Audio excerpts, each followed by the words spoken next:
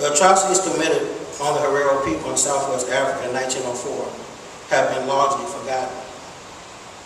Some social scientists and genocide theorists consider this event, not the Armenian genocide of 1915, the first act of genocide in the 20th century. Considering the brutality and inhumanity of genocide, it is insignificant as to which act occurred first. The Herero were initially a nomadic group that settled in the high plains of central Namibia. Tribal Herero chiefs established an autonomous, egalitarian, and decentralized tribal government, which was parceled out between several families over several hundred miles. The Germans colonized Southwest Africa in 1883. The German colonists enacted policies of tabula rasa, or creating a map straight smooth, to facilitate dispossession and ethnic cleansing. So basically what they did, they went somewhere, they saw land, if you occupied it, you didn't have the resource, the force to take it, they took it. And that was it. They had the power to do it, they had the resources to do it. This tactic was often used when it was discovered that land was occupied by indigenous people to justify their expropriation and mass murder. Although the government did grant land titles to Hereros, they utilized the empty land concept as their rationale behind Chancellor von Caprivi's 1983 claim that the territory is ours, it is now German territory, and it must be maintained as German territory. Just as genocide and nationalism share etymological roots, so did the concepts of terra nullius, the land where nothing exists, and German expansionism. Both concepts provided the diabolical framework that justified a legal basis for establishing a protectorate over uninhabited desert land. In order to understand the German white supremacist ideology, there must be a genealogical inquiry into predominant discourses of two discursive theories, social Darwinism and white supremacy. These discourses, in conjunction with the perverse religious construct, were inherently racist and were used to justify mass murder and genocide of indigenous people. So you take a minority with resources and weaponry, and they can go in there, and because they're a minority, they can do what they need to do, or what they feel they need to do or have to do in order to wipe out, or almost wipe out, annihilate an entire tribe. So minority, I think it doesn't really matter if you're a minority. If you have the resources to do it, it doesn't matter if you have the numbers or not. You have the resources, you have the weaponry, and you can go in there and really make your own rules and annihilate them based on whatever ideology you can construct that will resonate with the people. Elie Wiesel, long after the Jewish Holocaust, articulated this about the Judeo-Christian religion. And I quote him, "All the killers were Christian. The Nazi system was the consequence of a movement and ideas and followed a strict logic. It did not arise in a void, but it had its roots in a deep tradition that prophesied, prepared for it, and brought to maturity. The tradition was inseparable from the past of Christians' civilized Europe." German genocidal logic regarding Jews emanates from the biblical account of the Jewish Sanhedrin's active solicitation for the crucifixion of the messianic figure known as Yeshua, thereby receiving divine punishment in the form of perennial persecution for his murder and rejection. German scientific logic regarding Africans rests upon a philosophical discourse guided by the German Society for Race Hygiene, founded in 1905.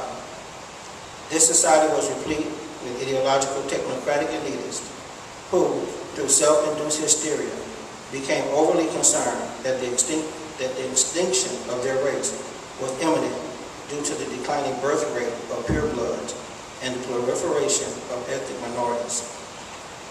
The society formalized and institutionalized concepts of genetic racial purity and white supremacy.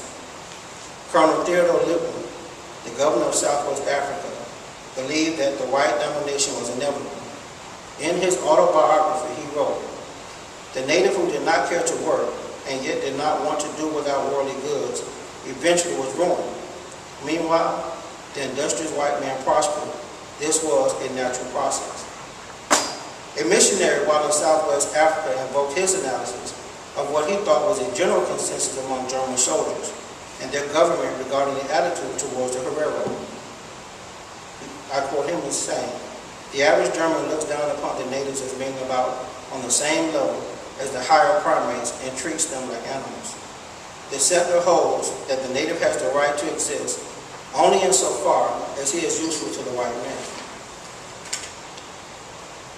This thinking was pervasive throughout German government and instilled in their troops because it justified the annihilation of indigenous groups that impeded or jeopardized German industrialization. This philosophy of racial superiority and white domination were buttressed by ideas of racial purists of the Nordic Ring, the Eugenic Society, and the German Society for Race and Hygiene.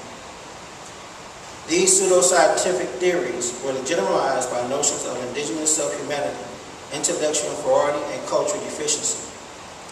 The purposeful distortion of science and social Darwinism assisted German racist hegemony by allowing acts of genocide to be viewed as natural acts permitted by a higher authority. By deflecting the blame to impersonal forces, the Germans viewed their actions with equanimity and clear conscience. The conflict between the Herero natives and the German settlers revolved around the denial to natural resources and control of territory.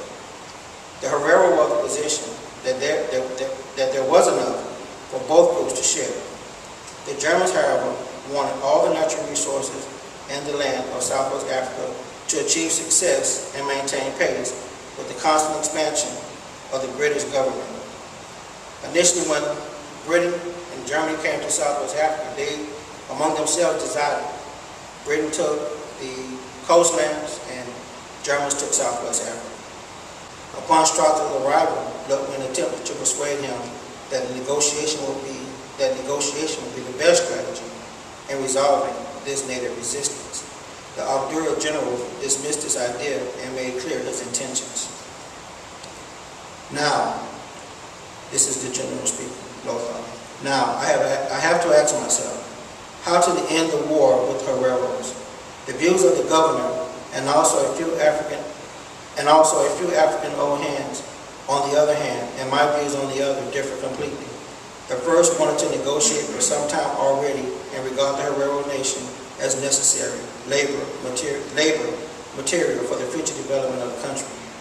I believe that the nation as such should be annihilated, or, if this was not possible by tactical measure, have to be expelled from the country by operative means and further detailed treatment.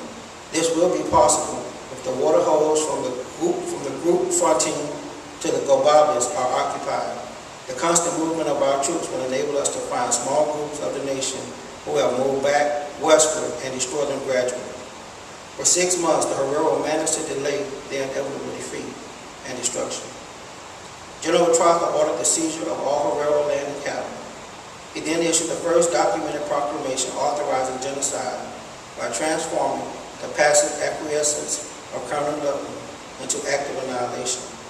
General Trotha ordered all Herero, including women and children, be exterminated. This edict was issued in Osambo Wenbe after church services on Sunday morning, October 2nd, 1904. The Herero are no longer German subjects. They have murdered and stolen. They have cut off ears, noses, and other body parts of wounded soldiers. Whoever delivers Samuel, which is Samuel Herero, the chief, will receive 5,000 marks. The Herero people must leave the country. If they do not do so, I will force them with the group war, which was a cannon. Within the German borders, every Herero, with or without weapons, will be shot. I will no longer shelter women and children. They must either return to their people or I will shoot them. Prior to issuing this edict of genocide, Kaiser Wilhelm ordered Trotha to crush the rebellion by all means. General Trotha surrounded the Herero at Waterberg and attacked them from 6 directions. The Herero were forced to retreat to the Omaki Desert, where death from hunger and starvation was inevitable. General Trotha ordered the troops to kill the Herero that were unable to or too slow to retreat. The African Damar soldiers who aided German soldiers reported that the Herero were bayoneted, burned, and shot en masse. We hesitated to kill Herero women and children, but the Germans spared no one. They killed thousands and thousands. We saw this slaughter day after day. At the suggestion of a German soldier, General Trotha ordered troops to poison water holes and deny Herero access to any water supply. The soldier justified this method by stating, after all, we are not fighting against an enemy respecting the rules of fairness, but savages. Forcing the Herero into the Omaki Desert had catastrophic consequences. Thousands of Herero men, women, and children died from thirst and starvation. In December 1904, Kaiser Wilhelm, at the behest of missionaries and German officials, lifted the order of extermination. Although Kaiser Wilhelm lifted the order, the Herero genocide continued. Those that surrendered to German troops were imprisoned under inhumane conditions. They were forced to work tirelessly in prison camps with diminutive access to food and water. The Herero women were further humiliated by being forced into sexual slavery.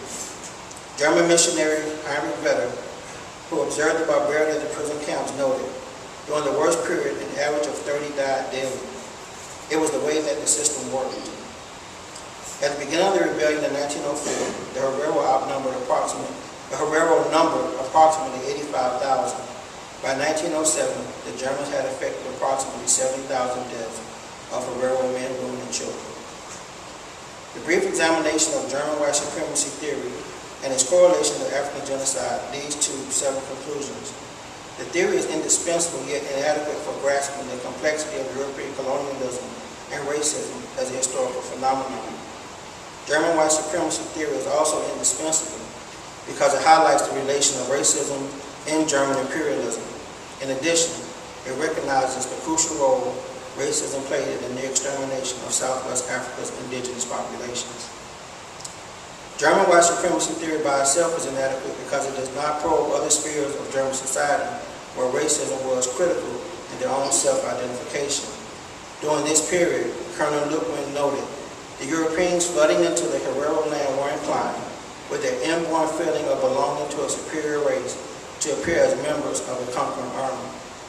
Historically, European colonization materialized into a deadly supposition which translated into the incremental extinction of indigenous natives. 1 minute. What distinguishes the Herero rebellion was General Trotha's proclamation and military strategy to completely destroy the Herero people. As General Trotha would later express, the destruction of the rebellious tribes is the aims of our efforts. Germany's racist ideology and scientific exploits use sophisticated intellectual codification to dehumanize and kill indigenous natives. In fact, racism and expropriation became fundamental pillars of German colonization. When German colonists were faced with the Herero rebellion, they chose to employ genocidal strategy to effect Herero's complete annihilation.